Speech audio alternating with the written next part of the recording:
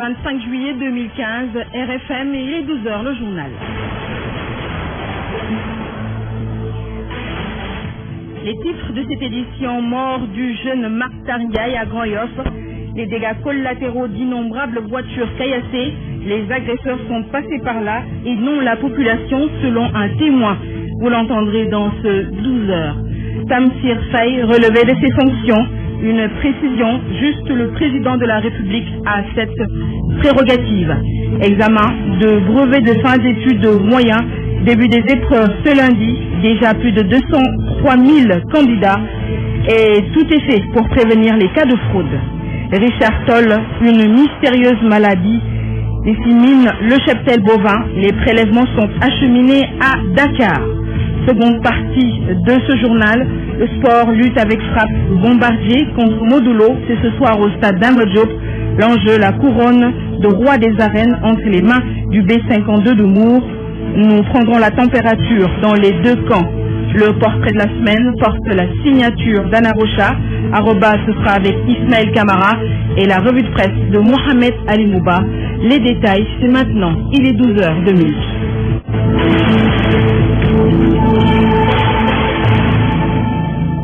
À la technique, Aline Gassé, bienvenue chez vous. L'affaire Makhtar Ndiaye, ce jeune tué hier par une balle tirée par un policier appartenant à la brigade de recherche du commissariat de Dieuppeul. Ces agents procédaient à la recherche d'un trafiquant de drogue de la zone de Grand Yoff. Ils ont engagé une course-poursuite et c'est ainsi qu'est survenu le drame. Révoltés par cette bavure, les jeunes de Grand Yoff ont vigoureusement protesté, détruisant tout sur leur passage. Mais attention, cette dame, elle, affirme qu'elle faisait plutôt face à une bande d'agresseurs. Celle-là n'avait rien à voir avec ces manifestants.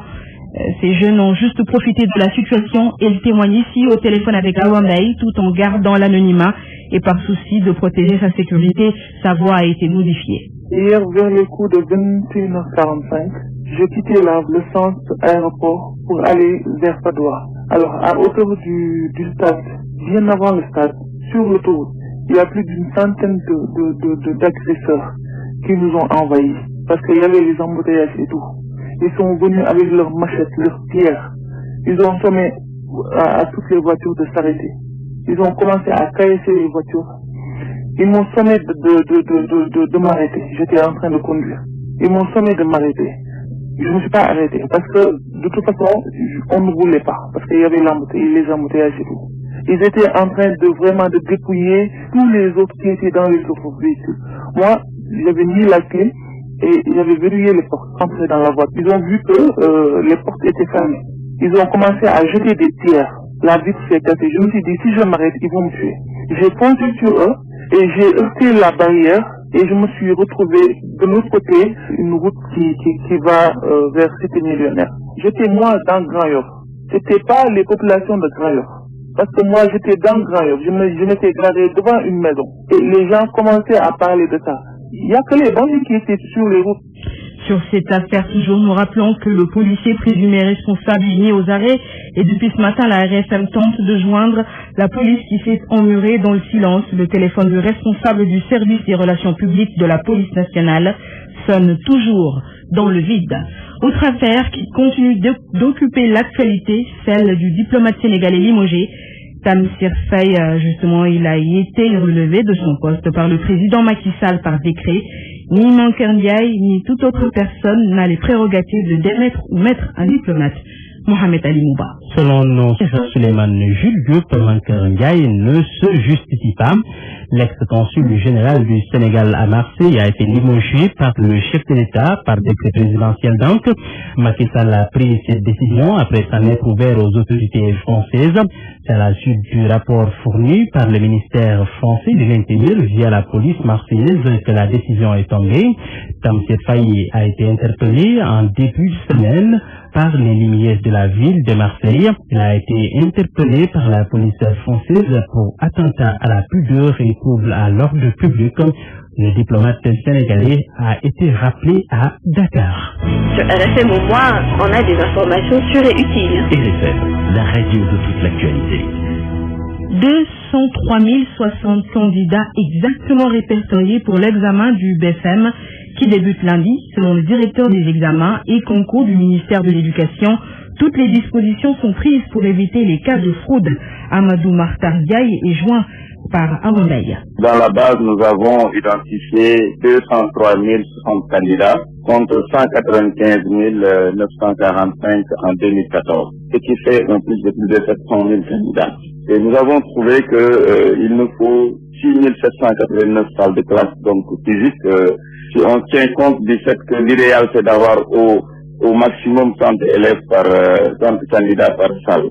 Et cela doit mobiliser également au moins 13 568 surveillantes et surveillants. Donc au niveau des jurys, ça doit mobiliser parce que nous avons 1136 jurys et nous avons 977 centres donc contre 926 l'an dernier. Aussi bien pour le CFE que pour l'entrée en sixième, en renforçant l'information au niveau des concentrés. Parce que ce sont les inspecteurs d'académie, n'oubliez pas, qui coordonnent ces examens-là au niveau régional, au niveau donc de notre académie respective. Notamment pour le DFM, je peux vous garantir qu'il y a régulièrement des rencontres qui sont organisées avec les présidents du jury, et les chefs de centre, etc. Et les présidents du jury également rencontrent les surveillants, les professeurs et tout, pour coordonner et donner des instructions qui vont dans le sens de renforcer le dispositif de sécurité. À Sédhiou, les candidats sont en pleine préparation pour l'examen. La plupart d'entre eux ont eu écho des cas de tricherie au baccalauréat et disent avoir pris toutes leurs dispositions pour ne pas commettre cette faute. Lamine Ba, correspondance. Petit B, la phagocytose est un type de réaction immunitaire spécifique. L'enseignant professeur de maths SVG donne les derniers conseils à ses élèves à seulement 48 heures de l'examen du BFM. Je suis en train de préparer mes candidats pour que les camarades puissent garder le flambeau encore haut. Je mets suffisamment l'accent sur les anciennes épreuves parce que de ma petite expérience, je vois que c'est la leçon là sur l'immunité et la réponse immunitaire, c'est une leçon qui apparaît le plus souvent au niveau des examens. En face de lui, une dizaine d'élèves très attentifs prennent au sérieux les moindres détails fournis par l'enseignant. Je m'appelle Seynabou Bad. On est en train de faire les sciences physiques et les mathématiques. Les potages de ce collège sont bien au courant de la tricherie qui a émaillé l'organisation du bac, mais pour ces élèves, il existe bien des moyens pour s'épargner cette pratique. Je m'appelle Abdul Machidra, candidat du Kabadoulia. On se prépare pour le BFM. Bon, c'est pas quelque chose de bien. Pour éviter cela, il faudra bien apprendre. Je crois bien que ça a été le cas. On a bien appris nos leçons.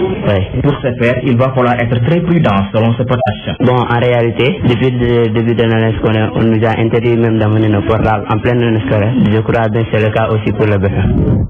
Ça ne serait pas nécessaire d'amener des téléphones portables. Si c'est seulement pour les calculs, il y a des machines calculatrices qui doivent nous servir de cela. Khadi Faye est dans le lot des potages qui doivent se soumettre aux examens. Elle est consciente de la peine que le candidat encourt en se livrant à la tricherie. Oui, on nous a informé parce qu'on nous a dit qu'on va te sanctionner 5 ans sans faire le BFM. Alors ça, c'est pas bon. À 48 heures des épreuves, toutes les dispositions sont prises pour une bonne organisation des examens, rassurent les autorités académiques. Lamine Bassi du Radio Futur Média. 12h11, vous avez raison d'écouter la RFM, merci. Pour moi, RFM, c'est la radio de la réactivité. RFM, partout, tout le temps. Apparition d'une maladie dans le cheptel bovin dans la commune de Mbane, mais elle reste pour le moment inconnue. Des prélèvements ont été effectués et envoyés au laboratoire vétérinaire à Dakar. En attendant les résultats sur place, la polémique s'installe entre organisations pastorales et services vétérinaires sur l'ampleur du phénomène. Al Ousseinou Diagne, Richard Toll. Vite, il faut sauver le cheptel du département de Dagana et de Mbane en particulier. Depuis quelques jours, une maladie pour le moment inconnue a tué quelques vaches sous le regard impuissant des éleveurs. Selon Abou Dembodieri, il est le secrétaire général du syndicat unique des éleveurs de Dagana. Depuis quelques jours, nous avons une forte mortalité au niveau du cheptel bovin. Sous nos yeux, nous avons averti le service vétérinaire cheptel. M. Barro a envoyé un agent pour faire le prélèvement. Ce qui fait aussi, c'est que le cheptel est très très mal aussi. Vétérinaire du département de Dagana, M. Barro, il faut bien Joint au téléphone, le chef de service départemental de l'élevage de Dagana relativise et parle d'un cas isolé. Selon Mokhtar Bao, des prélèvement était effectué sur le seul sujet à sa connaissance et envoyé au laboratoire du service vétérinaire de Anne à Dakar. Par contre, responsable d'organisation de l'éleveur et services vétérinaires sont d'avis que le cheptel est mal nutri en ce moment. C'est pourquoi, explique Mokhtar Baro, l'état du cheptel est une porte d'entrée pour plusieurs maladies opportunistes. Richard Paul, à l'Océanie FM. Et à Thiès, Itivavone, la pause pluviométrique inquiète les paysans. Des techniciens agricoles sont sur le terrain pour proposer à ces agriculteurs des variétés de semences à cycle court. Ils apprécient et espèrent de bons rendements. Cher Antajuk. Les agriculteurs de certaines localités du département de Thiès et Itivavone se disent déjà inquiets pour cause la pluviométrie est en train de connaître des difficultés. L'ANCAR, l'Agence nationale du conseil agricole et rural, de concert avec les paysans expérimentent des variétés de semences extra précoces pour faire face. Mourgueil, le directeur technique du programme de productivité agricole en Afrique ouest. Aujourd'hui, chez le mil, nous avons des variétés qui sont 65 jours pour mûrir. Chez le maïs, nous avons des variétés déjà à 50 jours, 55 jours pour commencer à récolter. Chez le maïs aussi, nous avons ce qu'on appelle des variétés extra précoces qui mûrissent en 75-85 jours. Le sorgho, c'est la même chose. Avec les nouvelles variétés que nous avons, nous pouvons aller à des rendements de 2 tonnes à l'hectare pour le mil, 2 tonnes 5 pour le maïs, et peut-être aussi 2 tonnes pour le sorgho. Et je crois que c'est important. Plusieurs localités du département de Tivavone et Mbour sont visées par la diffusion à grande échelle de ces nouvelles variétés. La zone d'Aignaï, Mewan, Pirgourey, en passant par Seriflo jusqu'à Ndiaganyao. Cette dame, Awa Diouf, la présidente du groupement féminin de Ndiaganyao, apprécie cette démarche. Parce que les semences de courte durée, vraiment, nous aident, ce qui va augmenter le rendement des paysans. Déjà, dans certaines localités, les semis commencent à germer, malgré la pause pluviométrique. RFM Thiès, cher Ante Diop. Décision de geler l'octroi des permis de coupe de bois en tas, ces menuisiers de Kaolack déplorent. C'est une façon, selon eux, de les envoyer en congé forcé. Ce sont des centaines d'artisans qui vont en pâtir. Reportage dans les ateliers Ibrahim Adiamé Kaolack. Nous sommes dans une zone où sont implantés de petites et moyennes entreprises évoluant dans la transformation de bois. Devant chacune des portes de ces nombreux ateliers de menuiserie, des planches et de gros morceaux de bois sont rassemblés en stock. Ils sont comparés de zones c'est du bois utilisé pour la fabrication de meubles et le gel de l'octroi de permis de coupe envisagé par le chef de l'État ne viendra que de porter préjudice, déplore-t-il.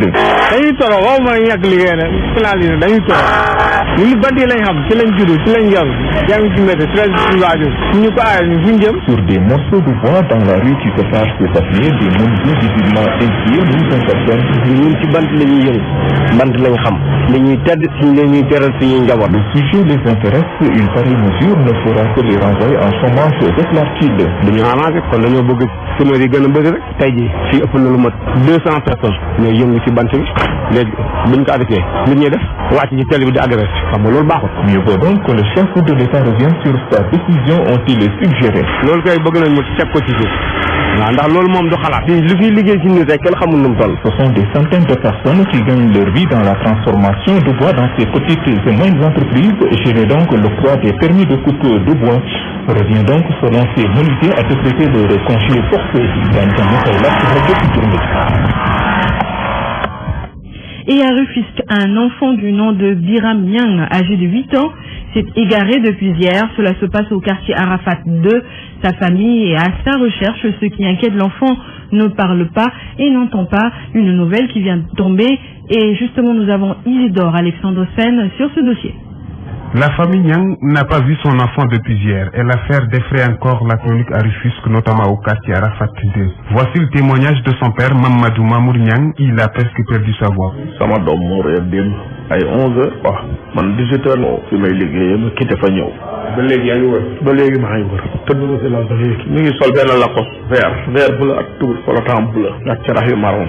yaayam a ngi wër moom mi Arafat ma bàyyi. S'agit-il d'un enlèvement ou d'une disparition? En tous les cas, les voisins ne veulent pas tirer une conclusion hâtive, mais ils restent tout de même dubitatifs. Pourquoi on pense qu'on l'a enlevé? Ça fait tout juste un mois ou un mois et demi qu'on a Bintou Ndiaye, 4 ans. Pour faire quoi? Pour les daal mënuma see wax dara dëgg yàlla mënuma see wax dara sama xel tey na tamit parce que biig ba léegi tëdduma si lal di ko wër ba léegi. Les habitants du quartier sont inquiets d'autant plus que Biram Niang est un sourd-muet, donc les recherches peuvent être difficiles. ñaan ko gis man de ñaata at la 8 ans mais mënul wax ko xaw a feebar ko. Le père de l'enfant dit avoir fait des annonces dans plusieurs mosquées de la ville, non sans faire une déposition à la police de Rufisque. Isidore Alexandre Sen, Rufisque, RFM. Il est 12h17, le sport, c'est maintenant.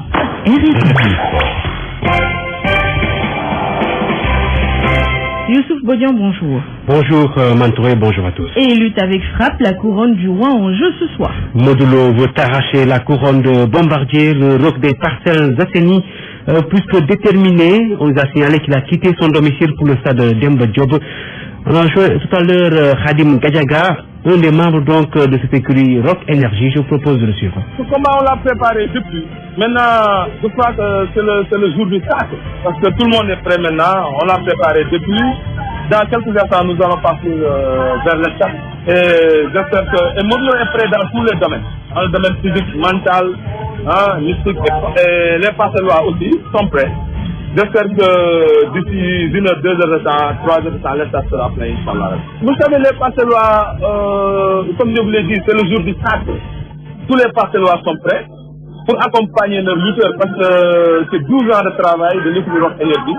Et notre lutteur fétiche Modou Lo doit disputer le titre de roi des arènes et il nous a valu tant de satisfaction. Donc tous les Parcellois sont prêts pour remplir le stade de les premiers jours de l'après-midi. Harim Gadjaga donc qui nous a signalé tout à l'heure que Modou Lo a quitté son domicile pour le stade pour être roi.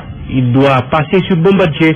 Le roi des arènes reste attaché à sa couronne. À Hambourg, on procède aussi au dernier réglage. C'était ce matin avant de prendre la route du stade Demba Diop. Abdou Diouf Junior. La coupe du roi s'agite. Nous sommes à quelques heures seulement du coup d'envoi de ce combat.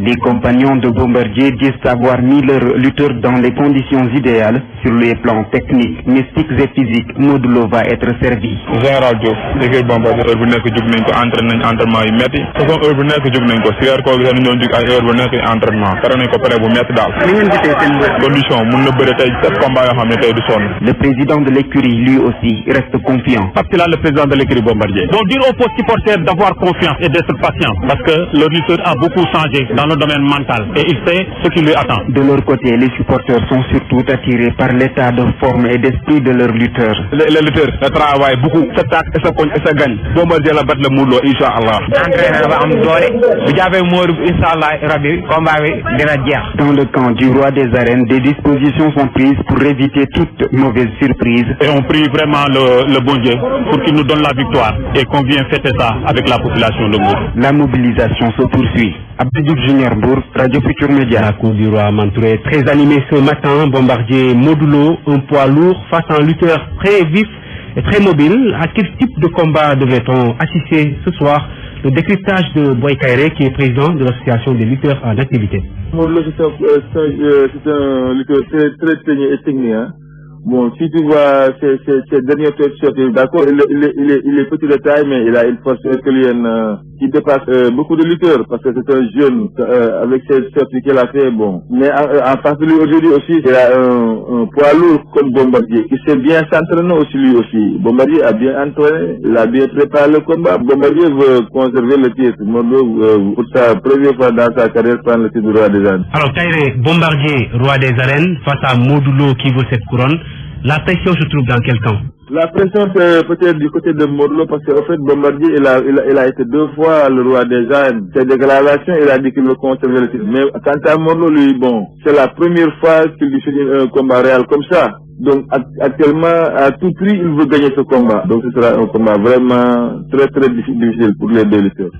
Boy Kairé, donc sur ce combat Bombardier Modou Lo, nous allons signaler tout à l'heure que Modou Lo a quitté les Parcelles Assainies pour le stade Demba Diop. De toute façon, donc vous pourrez suivre le combat en direct, les coulisses aussi sur la RFM, prise d'antenne à 16h. Votre émission Pentium Lamb commence donc aujourd'hui exceptionnellement à 14h. En lutte simple Mantouré, Pape Dia Production organise cet après-midi le drapeau El Hadj Assane Gueye, directeur des programmes de la RFM, la mise 1 200 000 francs CFA. Les combats donc auront lieu à l'arène Adrien Senghor de Grand Yoff. Montouré sera de la délégation, certainement. Ah oui, en football aussi, la couronne de champion se dispute demain. À distance entre MGB leader avec 42 points et l'AS Douane deuxième avec 40 points au stade Demba Diop demain dimanche. Donc MGB à 90 minutes d'un premier sac affronte le Port à 17h15 à la même heure au stade Amadou Barry. Le Dauphin AS Douane joue contre la Linguère. Djambar à 3 points du leader peut aussi rêver d'un titre de champion. Les académiciens affrontent l'AS Pikine au stade Léopold Sédar Senghor à 17h15 toujours. Les Pikinois très proches de la Ligue 2 vont jouer leur dernière carte. L'Olympique de Ngor, l'autre club qui se bat pour le maintien à 3 points de Pikine. Ngor est à Diourbel pour affronter la Sunéor au stade Caroline Faye, stade de Mbour US Ouakam. Mais déjà cet après-midi, 2 matchs sans grand enjeu au stade Amadou Barry, 16h Jaraaf Mbour Petite Côte, Guédiawaye Casa Sport à 18h. Basketball, les playoffs se poursuivent toujours, Youssouf. 6e tour chez les garçons au stadium Marius Ndiaye à 16h, AS Douane Saint-Louis Basket Club.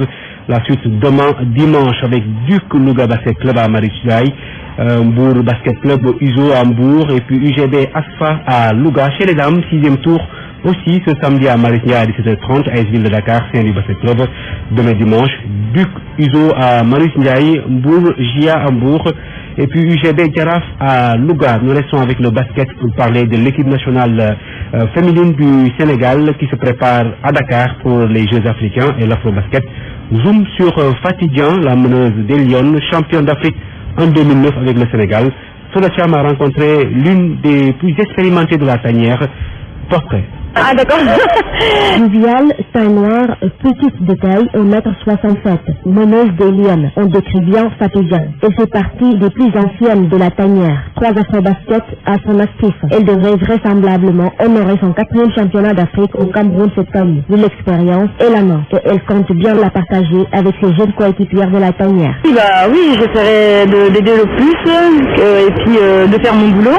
J'essaierai de faire ce que le coach attend de moi et donner le mieux de moi-même comme j'ai toujours fait depuis que je suis en équipe nationale. Championne d'Afrique en 2009 et depuis, elle court derrière un nouveau titre continental. À 31 ans, Fatidjan veut renouer avec le nouveau trophée majeur africain. Je pense que cette campagne, ça allait redorer le blason quand même de l'équipe nationale parce qu'on a perdu quand même 2 fois, on a perdu en finale, après on a eu la 3e place et c'est vrai que c'était décevant parce que le Sénégal est toujours attendu à aller en finale, le plus loin possible, jouer au mieux notre basket, montrer qui on est. Fatidjan est actuellement pensionnaire de Carceres, un club de l'élite espagnole. Auparavant, elle a passé 4 saisons à Perpignan Basket en France. Après des débuts à Bourges, elle n'a jamais évolué dans le championnat sénégalais. Au-delà des Jeux africains et de l'Afro-Basket, Fatidjan vise les Jeux olympiques. C'est une motivation plus que double parce que je pense que c'est le rêve de n'importe quelle joueuse d'aller aux JO. Je pense que n'importe quelle joueuse, n'importe quelle sportive, une sportive même, voudrait vivre les Jeux olympiques. Je pense que c'est le summum et je pense que les autres équipes aussi vont être armées parce qu'elles aussi elles veulent bien participer. JO, oui, pour Fatidjan. Mais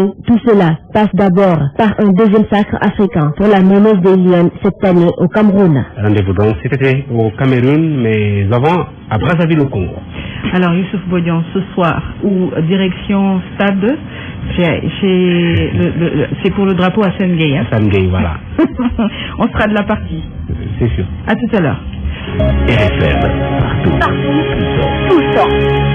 Le portrait de la semaine, le diplomate sénégalais limogé Tamsir Faye, relevé justement de son poste, il est rappelé d'Ardar à Dakar parce que une situation s'est posée à Marseille. Est-il de bonnes mœurs? C'est la question posée par beaucoup de Sénégalais et Anna Tocha y répond. Pour tous ceux qui le connaissent et qui l'ont côtoyé en France, les déboires actuels de Tamsir Faye ne sont pas une surprise. D'ailleurs, ce n'est pas la première fois qu'il a des problèmes avec la police marseillaise.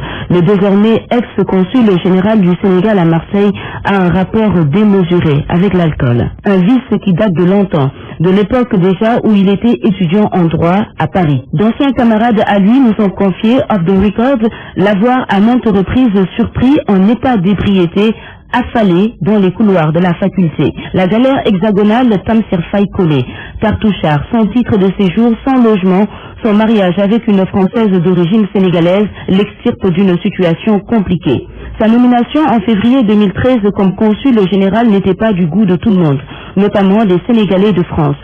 Mamadou Dème, un sociologue des migrations et président d'un parti membre de Macky 2012, écrivait que le comportement de Tamsir Faye ne le préposait pas à une telle fonction, faisant ainsi allusion à sa proximité avec l'alcool, mais aussi parce qu'il s'agissait d'une nomination purement politique. C'est au PDS que Tamsir Faye fait la connaissance de Macky Sall et par la suite de la première dame, Mariam Faye Sall, avec qui il entretient des rapports particuliers, nous dit-on. Aucun lien de famille, mais une proximité telle que le patron des jeunes apéristes de France a fait de sa fille son homonyme. Impulsif, autoritaire, agressif, bagarreur, Tamsir Faye a aussi entretenu le flou sur son parcours universitaire. On le présente comme un juriste, il voulait faire le concours du barreau. Pourtant, selon nos informations, il n'a jamais dépassé le cap de la 2e année de droit. Bien des défauts qui ont pris le dessus sur ses qualités. Mais oui, il en a des qualités, Tamsir Faye. C'est un homme engagé, déterminé, gentil. Bref, à part tout cela, un homme cool. Anna Rocha, il l'a dit, un homme cool. Arrobase. Ismaël Camara pianote le clavier pour nous donner les dernières nouvelles du net. Bienvenue à ce numéro 113 d'Arrobase, votre rubrique consacrée à l'actualité du web, des IT et de l'économie numérique. L'université Alioune Diop de Bombay affiche de bons résultats et cela fait le bonheur des étudiants en informatique de cette institution. Et pour cause, la plupart d'entre eux trouvent du travail à la fin de leur formation, constat dans ce reportage de Babacar Diouf. Les sortants des écoles de formation en informatique ne sont généralement pas. En tout cas, c'est le constat dressé à l'université Alioune Diop de Bombay ici. L'insertion dans le secteur d'activité semble automatique. Professeur Moussa Dieng, directeur de l'UFR Sciences appliquées technologies de l'information et de la communication. Oui, on le sait. Bon, il y a des étudiants, par exemple, qui ont démarré avec l'UVS. Ce sont les étudiants qui sont là-bas qui font marcher l'UVS. Il y a également des étudiants qui sont au niveau de la statistique à l'ANDS. Nous avons également des étudiants qui sont dans le domaine industriel, notamment en chimie. Aujourd'hui, la nouvelle filière s'ouvre à l'exercice des énergies renouvelables. Commençons à former des étudiants en énergie renouvelable. Donc la première promotion n'est pas encore sortie. Bon, actuellement, en Master 2, on a 30 étudiants. En Master 1, nous en avons 20. Donc quand ils vont sortir, certainement, ils seront opérationnels. Du côté des étudiants, on affiche le sourire. Certains commencent à gagner une vie avant même de finir leur formation. Je pense qu'on commence à gagner notre vie. Moi qui parle, je suis marié et je travaille depuis 3 ans. Je travaille depuis 3 ans. Je suis ici consultant. Actuellement, on donne des cours à l'EM de Durbel. Donc, c'est donc l'espace numérique ouvert de l'UVS. Déjà, dans le cadre d'un partenariat université-communauté, des cours de renforcement sont dispensés aux agents des services techniques de Bombay. Dakar est l'une des 3 rares métropoles africaines élues ville créative. Notre capitale a été choisie dans la catégorie art numérique. Hamidou Anne est chargé de mission ville créative à la mairie de Dakar. Il nous dit c'est quoi une ville créative. C'est un réseau qui a été créé il y a une dizaine d'années pour accompagner les villes dans le portage de projets relatifs à la culture, mais dans un objectif de créativité, d'innovation et de développement durable. Donc aujourd'hui, ce que les artistes, notamment ceux qui sont sur le créneau de l'art numérique, peuvent gagner, c'est d'abord de la visibilité au plan international, car 69 villes, c'est beaucoup. C'est que Dakar va vivre au plan international. Dakar va être reconnu comme une grande métropole internationale en relation avec l'UNESCO et toutes les autres villes. Donc les artistes peuvent profiter de ce créneau-là, de cette visibilité-là, mais aussi d'apports différents et de moyens qui peuvent venir de différents partenaires pour accompagner le dynamisme dans le projet des arts numériques. Il ajoute que ce label constitue une énorme aubaine pour les artistes de la capitale. Donc les artistes vont profiter de ce label-là et vont être accompagnés par la ville, par l'UNESCO et par les autres parties prenantes de ce réseau-là dans le portage de leurs projets, dans la définition de projets, dans le financement aussi de projets, mais aussi dans leur visibilité à l'international. En plus bref, au Maroc, les données statistiques du secteur des TIC peuvent désormais être consultées par les citoyens du royaume chérifiant. Et pour cause, l'Agence nationale de réglementation des télécommunications du Maroc vient de lancer une toute nouvelle application. Celle-ci se nomme Morocco ICT DT. Cette solution est téléchargeable sur Android ou iOS. Elle est également disponible sur le site de l'agence de régulation marocaine. Information Afrique IT News. Ça n'est fini pour Arobase. Retrouvez-nous sur notre page Facebook @RFM. Présentation Ismaëla Kamara. Technique Marie-Justine Diogo. Rendez-vous samedi prochain. D'ici là, soyez nets.